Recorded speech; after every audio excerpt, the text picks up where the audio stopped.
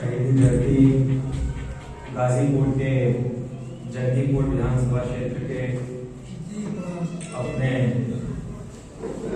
अजीज दोस्त, समाजवादी मूल्यों को जीने वाले भाई अभिषेक यादव जी के गांव में मौजूद मेरे बुजुर्गों, नौजवान दोस्तों, इस ग्राम के प्रधान और हम सबके अभिभावक महेंद्र यादव जी, बेहतरीन निजामत कर रहे हमारे बड़े भाई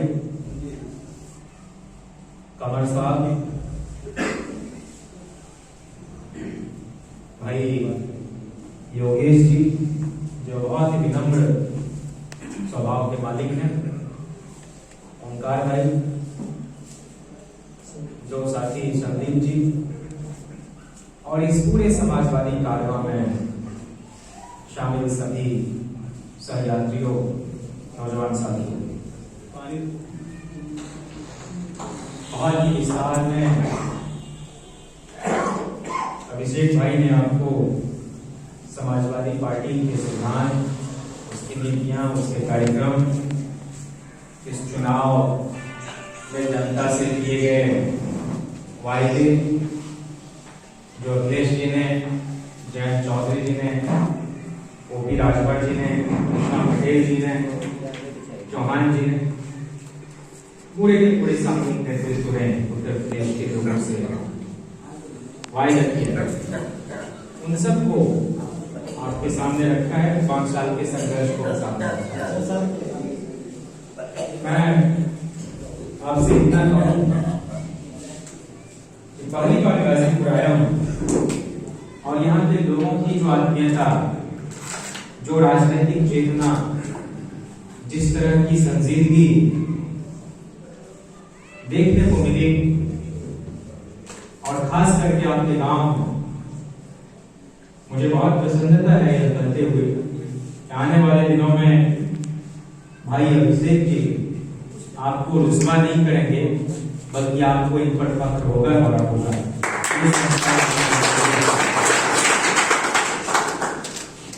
एक संवाद है महाभारत में दी युधिष्ठिर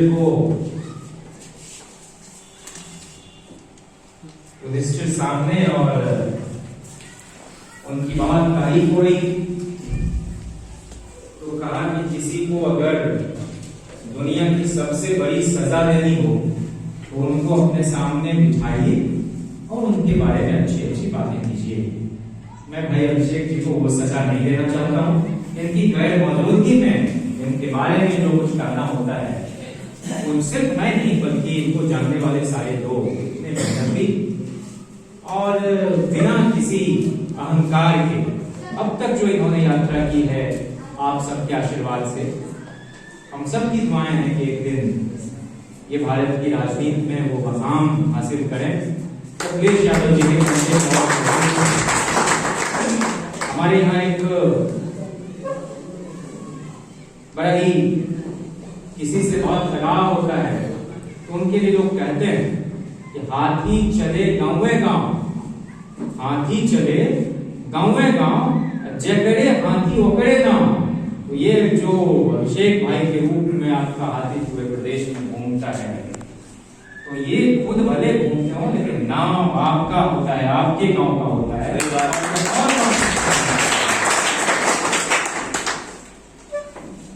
आप सब लोग जानते हैं कि चुनाव कितना महत्वपूर्ण है और कितनी शिद्दत से अखिलेश यादव जी इसको लड़ रहे हैं और बहुत ही गरिमापूर्ण तरीके से लड़ रहे हैं। किसी भी तरह के आप शनाब टिप्पणियों पर नहीं जाते हैं। बिल्कुल जो जनहित के मुद्दे हैं उसके इर्द गिर्द इस चुनाव को उन्होंने बहुत ही कस के रखा हुआ है।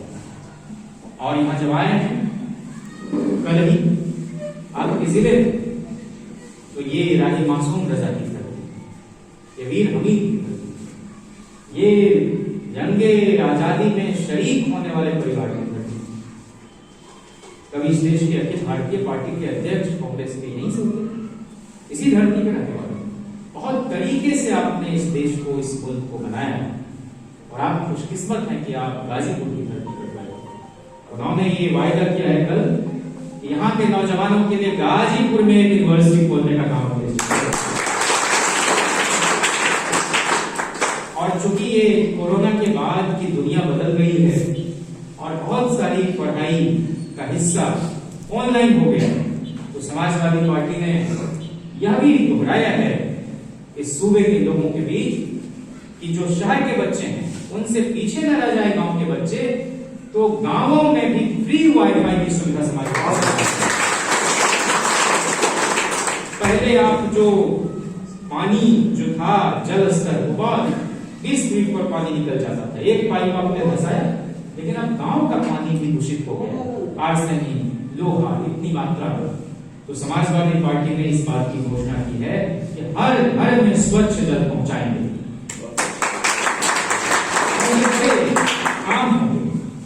नेताजी कहा करते थे कि रोटी कपड़ा सस्ती होगी, दवा पढ़ाई मुफ्ती होगी। तो समाजवादी पार्टी ने आजकल जो मेडिकल माफिया इस देश में पैदा हो गया है, कोरोना के समय में इंसान समझकर इलाज नहीं होता था। कई जगह तो ये सूचनाएं मिली कि भाई डॉक्टर जो है उनके बड़े बड़े नर्सिंग होम में बहुत सारे ऑर्गेन, शरीर का बहुत सारा हिस्सा निकाल दिया गया, जिंदा आदमी को मार दिया गया, उसके परिजन से नहीं मिलने दिया गया। इतना खौफ का वातावरण था। तो पार्टी ने यह घोषणा की है कि सरकार बनने के बाद बड़ी बड़ी बीमारियों में जो बेतहाशा वृद्धि हो रही है दवाओं की कीमतों में, तो मेडिकल टेस्ट में एक सीमा के बाहर कोई भी आपसे गैरवाजिब वसूली नहीं करेगा और उस पर ध्यान समाजवादी सरकार की रहेगी। इसीलिए हर मंडल एम्स की के स्तर की सुविधाओं वाला सुपर स्पेशलिटी हॉस्पिटल खोलने का काम। क्या वजह है? समाजवादी सरकार द्वारा चलाई गई कोई भी योजना इस ये अजय सिंह बिष्ट को रास नहीं आई। देश को संतों का है, महंतों का है, पीरों का है, औलियाओं का है, साधुओं का है, साध्वियों का है, एक से बढ़कर एक दार्शनिक चिंतक लेखक इस देश में पैदा हुए। लेकिन ये चोला ओढ़े हुए जोगी का और सारा काम पाखंड का, पापियों से भरा हुआ, चुन चुन के जाति को देखकर, मजहब को देखकर काउंटर किया गया। अरे भाई, न्याय व्यवस्था है इस देश में, कानून का राज है, और वहां पर किसी को ये ठोको नहीं, किसी को भी उठा के जेल में बंद कर दो। माओ बहनों बेटियों की इज्जत आबरू अस्मिता की कोई हिफाजत नहीं जिस सूबे में। ये कैसा ये जंगल राज चल रहा है? और इसीलिए आप देख रहे हैं कि जब से चौधरी चरण सिंह जी के जमाने से पिछड़ों की, दलितों की, अकलियतों की भागीदारी आदिवासियों के शासन सत्ता प्रशासन में होने लगी, तो कुछ लोगों की आंखों को चुभने लगा। समाजवादी रिवायत तो यह है कि किसी जाति में भेद नहीं। यहाँ तो जनेश्वर मिश्रा जी के नाम से, जिनको छोटे लोहिया कहते हैं, उनके नाम से पार्क बन रहा है, लोहिया पार्क। किसी के साथ कोई भेदभाव नहीं। बेनी प्रसाद वर्मा जी बराबर के साझेदार रहे शासन सत्ता में। अगर रक्षा मंत्री माननीय मुलायम सिंह जी थे तो इस्पात मंत्री बेनी प्रसाद वर्मा जी, कहीं कोई भेदभाव नहीं, भाईचारे का वातावरण। जिस बेटी को, पूलन देवी को, मल्लाह की बेटी को, निषाद की बेटी को, जिनके साथ घोर अपमान ही नहीं हैवानियत भरा व्यवहार किया गया, उस बेटी को देश की सबसे बड़ी पंचायत शहीदों की धरती। मुलायम सिंह यादव जी के रक्षा मंत्री बनने से पहले किसी डिफेंस मिनिस्टर के जहन में यह ख्याल नहीं आया कि चाहे जितना भी खर्च भारत सरकार का हो, लेकिन जिस परिवार का शहीद है उस गांव में, उस कस्बे इलाके में वायुयान से भेजा जाए, लेकिन उस शहीद को, उसके परिजन को सौंपा जाए और पूरे राजकीय सम्मान के साथ उनका अंतिम संस्कार मुलायम सिंह की है। और इसीलिए आजम खान साहब उनको रफीकुल मुल्क कहा करते हैं। आज आजम साहब हमारे बीच में, जमाने से वो कोई भी चुनाव हो, उत्तर प्रदेश में उनकी आवाज बुलंद होती थी। उनका क्या था? उन्होंने मौलाना जौहर अली के नाम पर एक यूनिवर्सिटी कायम की रामपुर में, और उस यूनिवर्सिटी में कभी आपको जाने का मौका मिले, उसी में सारा का सारा medical college, engineering college, humanities, social sciences, सारे विषयों की पढ़ाई उसमें होती। और कोरोना के समय में जो वहां का कॉलेज था वो एक तरह से क्वारंटाइन सेंटर ही नहीं हुआ, बल्कि उसका इलाज होता था। ये समाजवादी पार्टी की सरकार में वो यूनिवर्सिटी, वो इलाज कायम हुआ। लेकिन यहाँ जैसा अभिषेक भाई बता रहे, यहाँ पर किसानों की छातियों पर गाड़ियां चढ़ाने वाले को जमानत मिल जाती है, और जो निर्दोष, जो मासूम निरपराध लोग हैं उनको तरह तरह का तोहमत लगा के जेल में बंद किया जाता है। वो चाहते थे कि तालीम की रोशनी हर परिवार में पहुंचे, और उन पर इल्जाम लगाया गया कि वो किताब की चोरी करवा के सभी दिवस की वाइस की चोरी, इस तरह के फुहड़ आरोप, इस तरह के भोंडे आरोप। अरे अगर किताब को छुड़ाकर कोई यूनिवर्सिटी खोलने का काम होता हो तो आजम खान जैसे हजारों चोरों की इस मुल्क को जरूरत है जो यूनिवर्सिटी बनाए। इसी तरह से हमारे यहाँ आजादी के 43 साल बीतने के बाद भी जो काम नहीं हुआ वो माननीय लालू प्रसाद जी ने और राबड़ी जी ने मिलकर साथ यूनिवर्सिटी खोलने का काम किया। आप याद करो, एक को चारा चोर कहा जा रहा है, दूसरे को टोंटी चोर कहा जा रहा है, और एक जमाने में हमारे पुरखे को माखन चोर कहा जाता था। ये सारे लोग सिर्फ सर्टिफिकेट जारी करने का काम कर रहे हैं। जिस घर में दूध दही की नदियां बहती हो वो काहे को माखन चुराएगा, लेकिन पोथी पत्र सब एक तरह के लोग लिखते रहे और अपने हिसाब से हास्यास्पद बनाते रहे किरदारों को। लेकिन हमारा कहना है कि देश जितना डॉक्टर लोहिया का है उतना ही हजरत पानी का है, यह देश जितना नेहरू का है उतना ही मौलाना आजाद और जाकिर हुसैन का है, यह देश जितना माननीय मुलायम सिंह जी का है उतना ही आजम खान का है, यह देश जितना लालू प्रसाद का है उतना ही जाबिर हुसैन और तनवीर हुसैन। इस देश को अगर नेहरू ने बनाया, इस देश को अगर डॉक्टर लोहिया ने बनाया, किशन पटनायक ने बनाया, एस.एम. जोशी ने बनाया, अगर इसको हम लोगों के यहां से जीतते थे कृपलानी साहब उन्होंने बनाया, तो इस देश को बनाने वाले अंसारी भी हैं, इस देश को बनाने वाले पसमानदा भी हैं, इस देश को बनाने वाले डॉक्टर अंबेडकर भी हैं, इस देश को बनाने वाले आजम खान भी हैं। इसलिए किसी के बीच इस तरह की दीवारें पैदा करना, 80-20 की बात करना, ये कहां का न्याय है?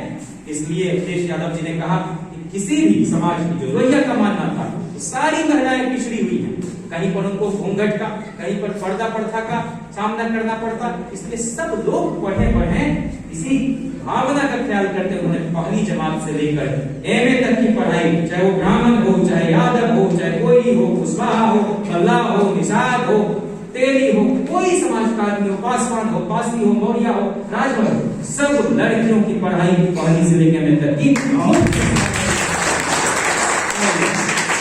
कन्या विद्या तक योजना 12वीं के बाद 36,000 रुपये जो दिए जा रहे थे उन सबको बंद कर दिया। ये फिर से चालू कराने का काम समाजवादी सरकार में होगा। 18 लाख लैपटॉप बांटे गए थे समाजवादी सरकार में। ये किस तरह का विजन था? ये वैसा ही था कि महरूम तमाशा को वह दीदे भी ना दे, देखा है जो कुछ मैंने औरों को भी दिखा दे। जो ऑस्ट्रेलिया में हमने देखा, जो पढ़ा, वो उत्तर प्रदेश के नौजवान भी उसका फायदा उठा सके। आपको ध्यान रखो कि मुलायम सिंह जी जब सरकार में थे उन्होंने एक बड़ा काम किया कि निजी मेडिकल कॉलेज में भी जो वंचित समाज के लड़के हैं उनको पीजी में भी आरक्षण देने की व्यवस्था उन्होंने की, और शासन सत्ता माने के साथ अजय सिंह ने उसको हटा दिया। गाजीपुर के उन दिनों को याद आप कीजिए जब वोट डालने दिया जाता था हमारे बुजुर्गों को, हमारे पुरखों को, हमारी माताओं को, बहनों को, क्या आपका वोट हो गया? ये तो एक लोकतांत्रिकरण तब हुआ है जब उत्तर प्रदेश में रामनरेश यादव जी की सरकार बनती है, बिहार में कर्पूरी ठाकुर जी की सरकार बनती है, एक पिछड़े समाज का बेटा, एक अति पिछड़े समाज का बेटा। हमारे यहाँ बिहार में दिन कहे जाते हैं शहीद जगदेव प्रसाद, वो सामंतों की आंखों को खटकने लगे।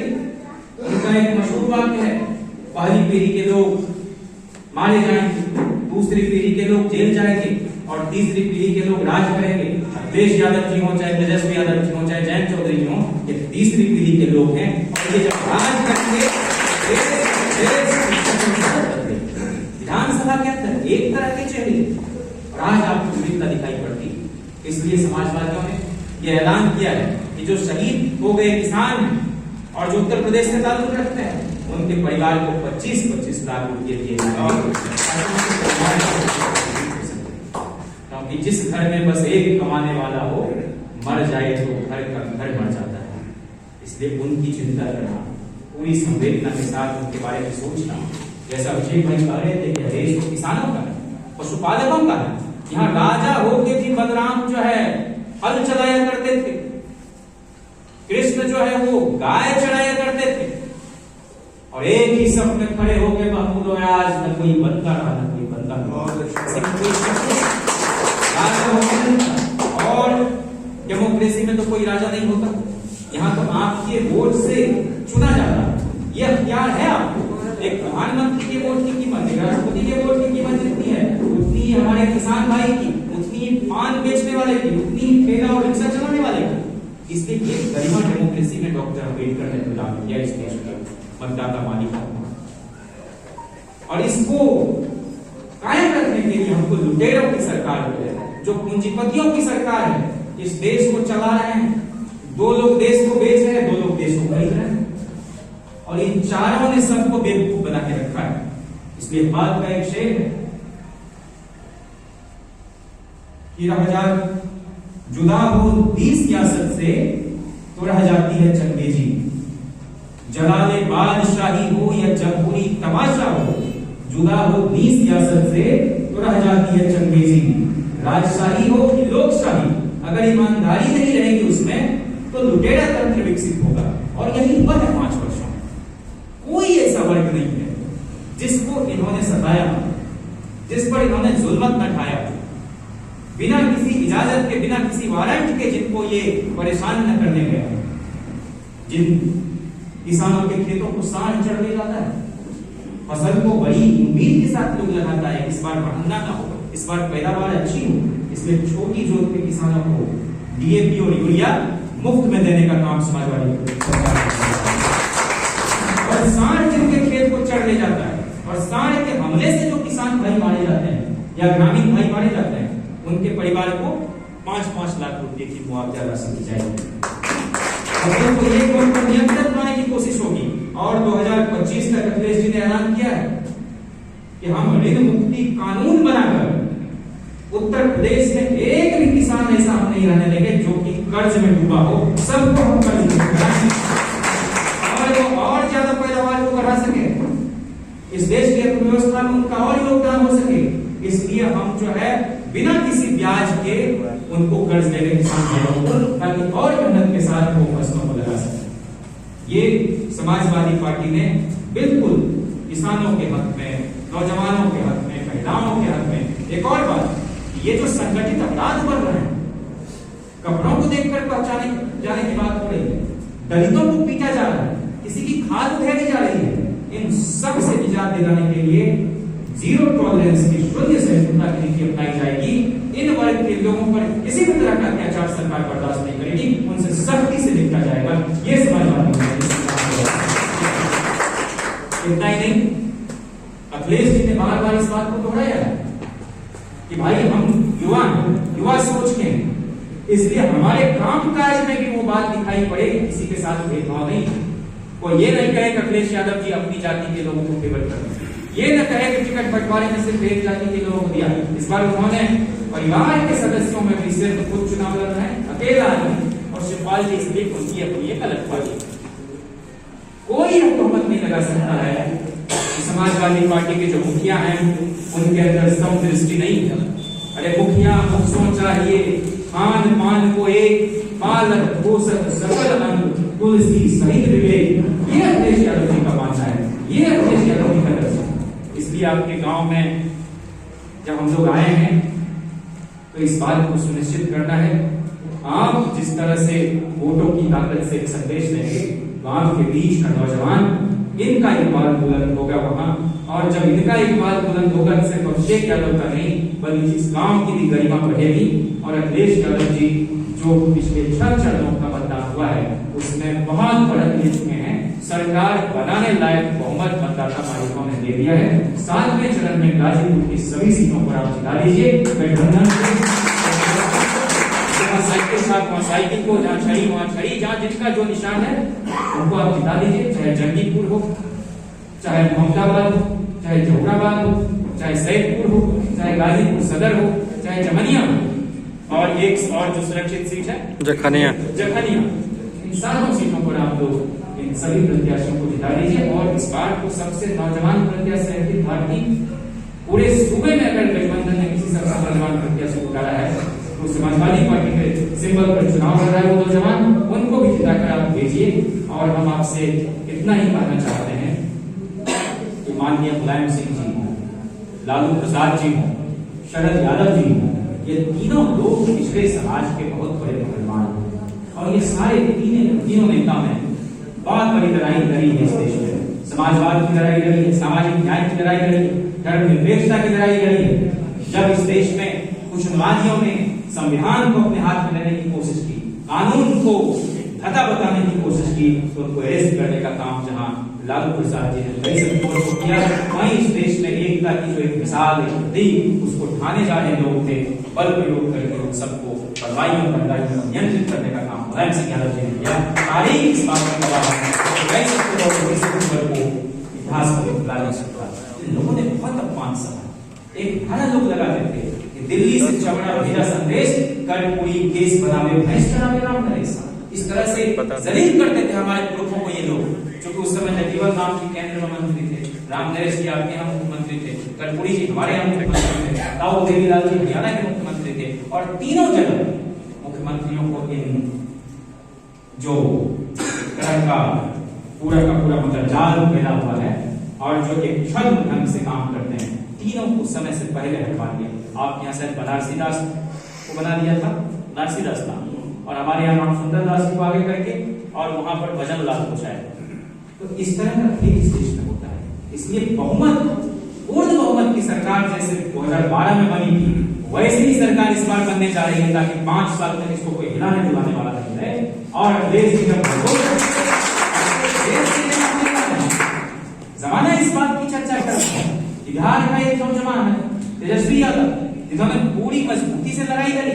इन बेईमानों ने वहां हमारी सरकार बनते बनते रोक दी थी, लेकिन बंगाल में ममता बनर्जी ने जिस तरह से मजबूती के साथ इन ताकतों से उन्होंने मुकाबला किया, उसी मजबूती के साथ, लेकिन पूरी शालीनता के साथ, पूरी मुस्तैदी के साथ, पूरा चौकन्ना चौकस करके उत्तर प्रदेश के लोगों ने इस चुनाव को लड़ा है। हम आपको सलाम करने के लिए आए हैं, हम आपका एहतराम करने के लिए आए हैं, हम आपका इस्तेमाल करने के लिए आए हैं, हम आपको दाद देना चाहते हैं कि आपने बहुत सूझबूझ और विवेक के साथ इस चुनाव को लड़ा है। समाज में एक बड़ा संदेश आपने दिया है कि लोकशाही में धन बल की हार होगी, जनबल की जीत होगी, और माननीय अखिलेश जी 10 तारीख को इस सूबे के मुखिया होंगे। इसलिए बहुत कुछ नहीं करना है, सारी बातें अभिषेक भाई ने बता दी आपको कि 11 लाख पद रिक्त हैं। सरकार बनने के साथ अपने पहले दस्तखत से अखिलेश जी जो पहला काम करने जा रहे हैं उन पदों को भरने का, ताकि 11 लाख नौजवानों को की भर्ती का रास्ता एक साथ खुल जाएगा। 22 लाख नौजवानों का इसलिए बड़ा काम उत्तर प्रदेश को होने जा रहा है, और उत्तर प्रदेश की राजनीति से देश की राजनीति प्रभावित होगी। 22 हम लोग जीतेंगे, 24 में इन बलवाइयों को उठा के बंगाल की खाड़ी में फेंक देना। चुनाव में मतदान में पूरी ताकत के साथ सारे लोग वोट गिराएं, कहीं किसी का नाम जबरन काट दिया हो लास्ट में, अड़ना है, पट्टी गाड़ के वहां वोट कराना है, किसी से दबना नहीं है। पोलिंग एजेंट जो होंगे वो भी मुस्तैद रहेंगे, काउंटिंग हॉल में भी सब जगह लोग तैनात कर दिए गए हैं पार्टी की ओर से। किसी तरह की इस बात की बेईमानी नहीं होने जा रही है, और होगी तो वो सीन क्रिएट होगा उत्तर प्रदेश में जो आज तक भारत के इतिहास में नहीं हुआ। क्योंकि कोई अखिलेश यादव जी चुनाव नहीं कर रहे, जयंत चौधरी नहीं कर रहे, राजभर नहीं कर रहे, मौर्या जी नहीं कर रहे, चौहान जी नहीं कर रहे, पटेल जी नहीं कर रहे। बार-बार देसी कारण ये चुनाव कोई पार्टी नहीं, कोई नेता नहीं, उत्तर प्रदेश की जनता कर रही है। इस उम्मीद और यकीन के साथ इस गांव से भारी तादाद में लोग अपने मताधिकार का प्रयोग करेंगे, और समाजवादी पार्टी का जो सिंबल है, जो निशान है, साइकिल छाप के सामने वाला नीला बटन दबाएंगे, और यहाँ से डॉक्टर वीरेंद्र यादव जी को भारी नीट दिलाएंगे, उनको लखनऊ विधानसभा पहुंचाएंगे। आपका बहुत शुक्रिया।